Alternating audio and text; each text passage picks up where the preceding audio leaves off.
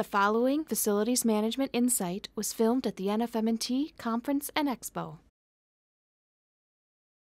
As far as, on the customer side, whether it's the retail space, whether it's the office space, the industrial space, all of them have similarities, but the various goals from the customers may vary. So, with operation and the importance and as far as each of those goals vary. So as you make some of your decisions, you may make different choices. For example, like with lighting, might be on a short payback, and you're going with something that's a lower cost lighting option versus something that may be higher cost, has a longer payback, but based off of your outlook and time frame, you might look at it differently, or that particular customer may look at things differently. And so understanding what the things that are their goals are, whether it's operational efficiency, driving down the cost of systems and processes.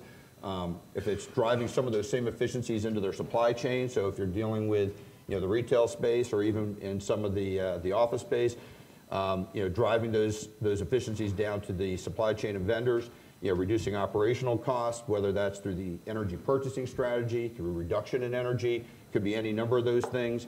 And then sometimes it's going to be sustainability, reducing the carbon footprint, and that again could be from could be due to a number of things. It could be public image driven. It could be from the shareholders. It could be, for example, if you're a supplier to Walmart and Walmart's telling you to do things, you may have to to look at it that way. If you have an office space and you rent space out and GSA is one of your potential tenants and you have to get it down to, you have to reach a certain threshold as far as in your Energy Star score.